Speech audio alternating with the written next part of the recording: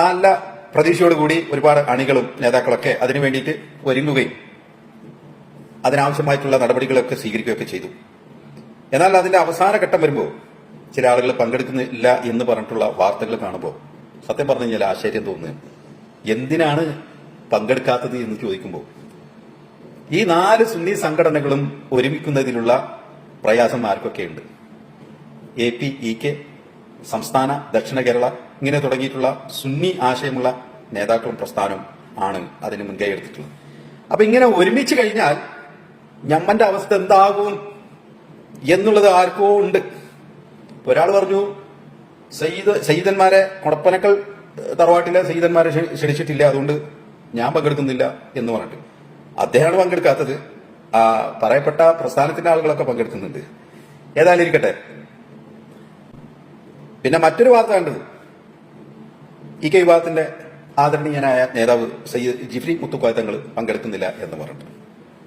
എന്നാൽ അദ്ദേഹം ഓൺലൈനിൽ പങ്കെടുക്കുന്നു എന്ന വാർത്തയും നമ്മൾ കേൾക്കുന്നുണ്ട്. ഇവിടെ സത്യം പറഞ്ഞു കഴിഞ്ഞാൽ ഇന്നലെ ഇപ്പം നടന്ന കേരളത്തിന്റെ ഏറ്റവും വലിയ ഒരു പദ്ധതിയായിട്ടുള്ള വിഴിഞ്ഞം തുറമുഖം അതിന്റെ ഉദ്ഘാടന ചടങ്ങിൽ ഒരു രസകരമായ സംഭവം നമ്മൾ കണ്ട് ഒരുപാട് ആളുകൾ ട്രോളിയിട്ടും ഒരു കുലുക്കല്ലാണ്ടിരിക്കുന്ന ചില ആളുകളെയാണ് നമ്മൾ കണ്ടത്. വലിഞ്ഞു കയറി ക്ഷണിക്കാൻ പോലും ആരില്ലാതെ വലിഞ്ഞു കയറി വന്നിരുന്നിട്ട് അഭിവാദ്യം ചെയ്ത് അത് ചാനലുകാർ എടുത്തു കാണിക്കുകയും ഒരുപാട് ട്രോളുന്ന അവസ്ഥ പോലും ഉണ്ടായിട്ടുണ്ട്. അദ്ദേഹത്തെ അനുകൂലിച്ച് ചാനൽ ചർച്ച നടത്തുന്നവർക്ക് പോലും സമ്മതിക്കേണ്ടി വന്നു. അങ്ങനൊന്നും പോയിരിക്കേണ്ട കാര്യമില്ല, അത് വലിയൊരു പരിഹാസ്യത്തിന് അവസരം ഒരുക്കിയതാണ് എന്നൊക്കെ പറഞ്ഞിട്ട്. അപ്പൊ ഒരു ഭാഗത്ത് നമുക്ക് എന്തായാലും കുഴപ്പമില്ല, കസേര മതി, അതൊരു ഭാഗത്തിട്ടോ.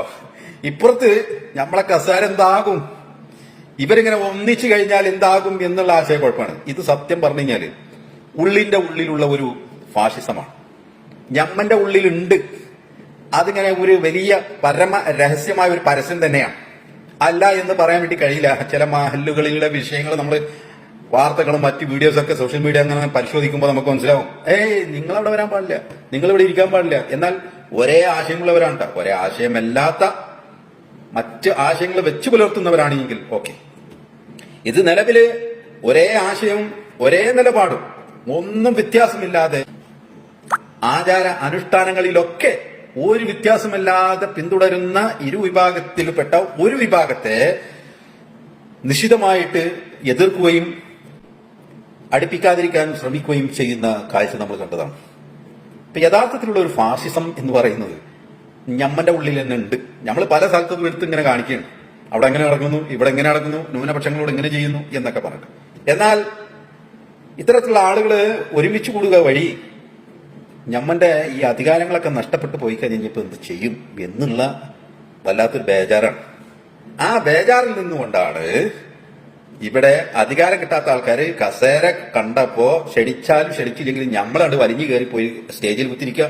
അതേപോലെ നമ്മൾ ഇതേപോലെ ഒരുമിച്ച് കൂടിക്കഴിഞ്ഞു കഴിഞ്ഞാൽ സുന്നി ആശയമുള്ള ആളുകളൊക്കെ ഒരുമിച്ച് കൂടിയിട്ട് ഞമ്മന്റെ അവസ്ഥ എന്താകും, കസേര പോയി പോവോ എന്ന ഭയം കൊണ്ട് നടക്കുന്ന ആളുകൾ.